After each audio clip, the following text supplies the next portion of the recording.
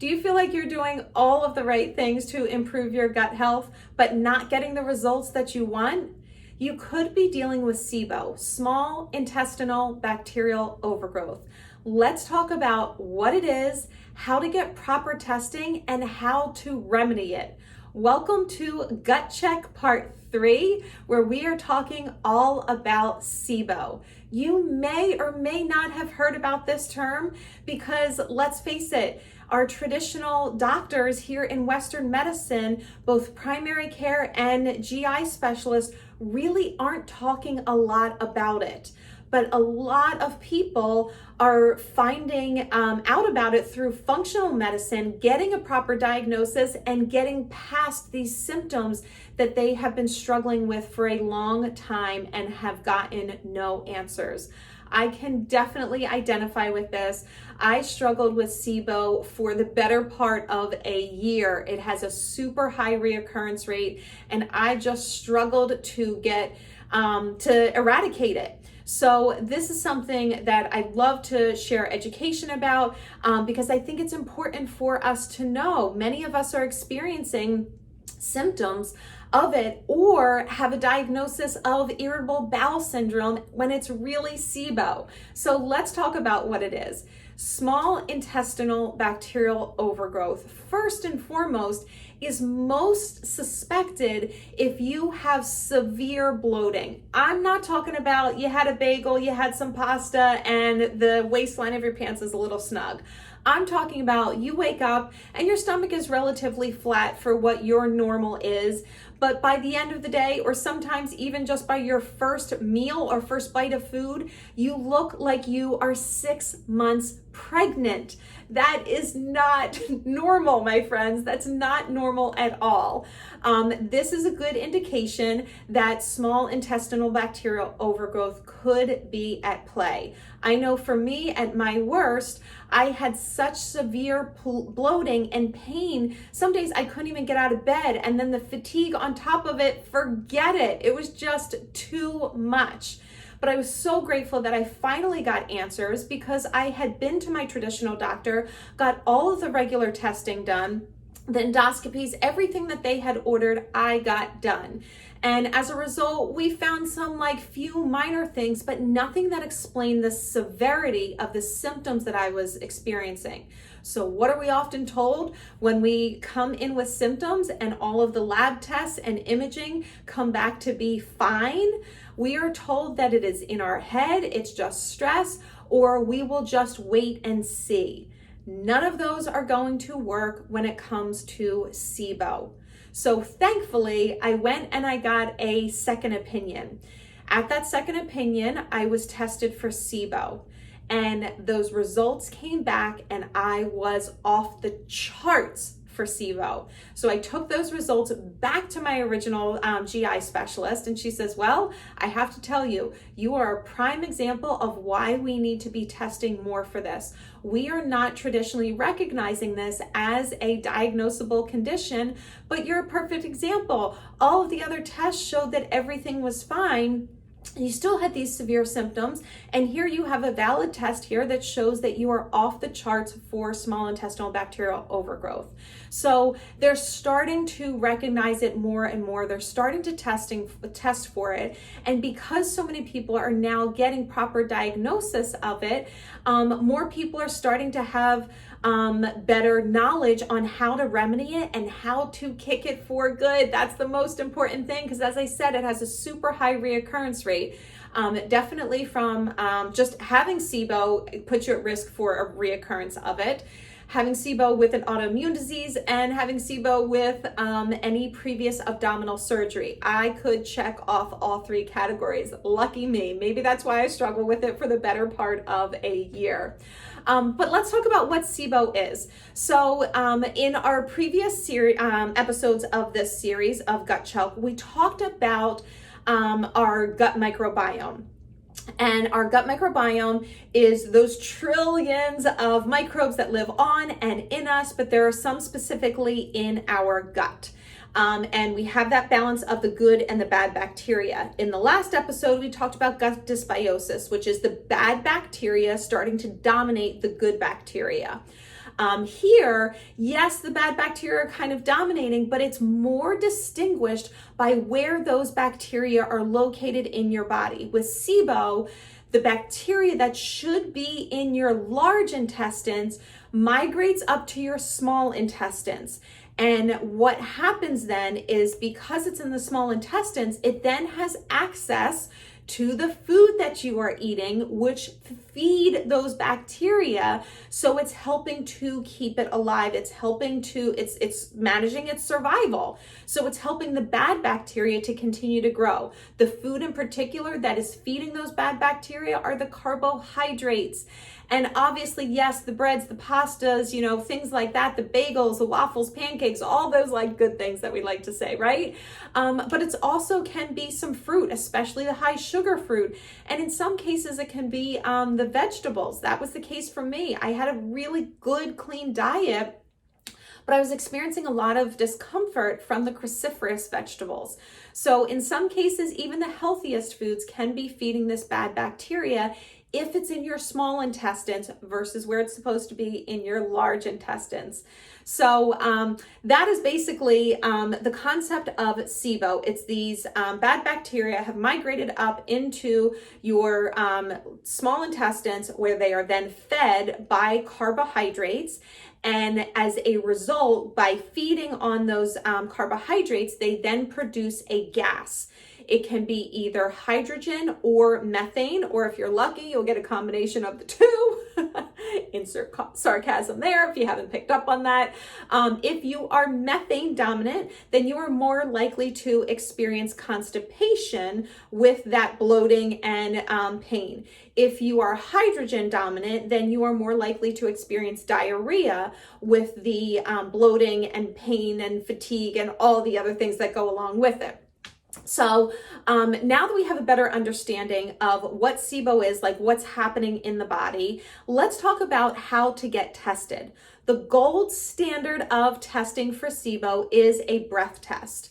It's a fairly involved process. It can be done either in a hospital or in a home setting. I personally have done both. I think I've done the hospital twice, and at home I've done that countless times.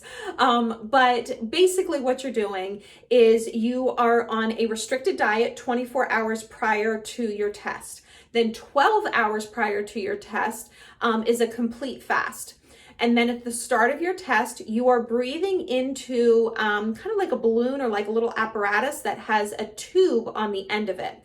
You breathe into that, and your breath and any gas that is in the breath is captured into that tube.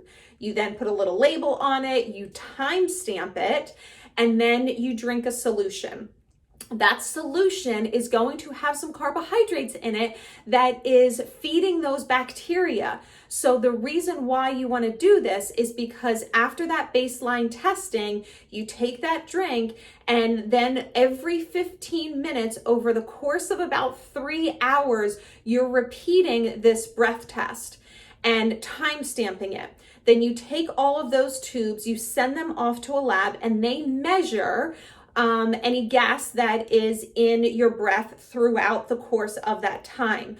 We have averages of, the length of time it takes for something to travel through your digestive tract. So we're able to see, okay, the methane spiked or hydrogen spiked within about 2 hours of taking that baseline and taking that solution. That's probably in the small intestines then. And it's methane dominant, so she has methane dominant Sibo. That's kind of the very basic elemental way of describing it, but that's the gold standard for testing. You can probably get the script or the referral to get it done in a hospital through your primary care or through a GI specialist. Or if you wanted to do the at-home test, many functional healthcare practitioners can prescribe you the test to have it done at home. Once you have the results, what are you doing with it? How are you remedying it? Let's talk about that. The first thing is diet. You essentially want to starve the bacteria in your small intestines by removing the carbohydrates from your diets, the carbs, the sugars, the alcohol. This includes, again, not only the cookies, the donuts, like all of the obvious carbs, the pastas, the breads, things like that, but it also includes those high sugar fruits, or sometimes just fruit altogether, and any of the cruciferous vegetables that may be aggravating your gut. There is a lot of different dietary theories that you can take to addressing SIBO. Some are super effective for some, while others get great success from different diets. But the most important thing, get the high sugar foods, high carbohydrate foods out of your diet. That's going to help to starve the bacteria. The next thing is time restricted feeding. So if you can do 3 meals a day and try to avoid snacking in between, that's also going to limit the food that can feed the bacteria there. Then after a dietary perspective, you want to explore prescriptions and supplements. It is very unlikely that diet alone can completely eliminate SIBO. Most often you do need some type of herbal remedy or a prescription. In terms of prescriptions, an antibiotic like Xifaxan can be really effective with it. Now, you may hear antibiotics and you're like, Aline, you're talking about gut health, and now you're telling me to take an antibiotic. I thought that they strip your microbiome. That's not the direction that I want to go in. Trust me, I get it. I had the same concerns. The antibiotic that is used for SIBO is not like a traditional antibiotic in that it strips all of the bacteria there. It is really targeting the bad bacteria and kind of leaves the good bacteria alone. So that's a really good thing. So it can be beneficial. The other thing that you can use either in place of the prescription antibiotic or in combination are some herbal remedies. There's a lot of antimicrobials out there that can be incredibly helpful and powerful. However, with these, you want to work with a healthcare practitioner that can guide you through that process. You do not want to just take random supplements and keep your fingers crossed and hope that it is helping it. Not when you're talking about your gut microbiome. This is not just a regular multivitamin or vitamin C or vitamin D. You want to make sure that you're using the right combination for the right period of time. There are some herbal remedies that work amazing for a defined period of time, but if you take them for too long, they can actually have negative effects on your gut health. So definitely incorporate diet. Most likely you're also going to need to incorporate a prescription or herbal remedy. Work with a certified health practitioner who can guide you through the specific ones that are going to be helpful and effective for you within the time frame that you need them. And then last but not least, if you are not getting success with completely eradicating it from those first 2 steps, you do have the option to explore an elemental diet. This is something that I myself resorted to because I just had so many reoccurrences of it, and I had it. I had it with SIBO. My frustration was so high that I was willing to go on an elemental diet for 3.5 weeks. I did not eat a single bite of food for 3.5 weeks. This obviously is done under medical supervision, but it's designed to starve the bacteria there. You do need to, again, work with a health practitioner because you'll need to have some type of a shake or a drink or something that's going to give you nutrients that you need to survive, because if you're not eating any food for 3.5 weeks, your body needs some type of vitamins and minerals to sustain life. So that's what I did. I had about 1 shake a day. That was basically all I could tolerate. But it was effective. So I did that for about 3.5 weeks. And then obviously if you haven't eaten a single bite of food in that period of time, you have to be really gradual with the reintroduction of food. So it's the better part of 2 months. It's definitely an investment of time. And can be emotionally challenging, but it can be effective. So start with a combination of diet and prescription, or diet and herbal remedies. And if you're not kicking it, you can explore the elemental diet, talking with your healthcare practitioner about that. This is a super high level crash course on SIBO. There's Obviously, definitely more that you can dive into in any of the many aspects that we've covered. But this should give you a good understanding of like, is this something that I am potentially dealing with?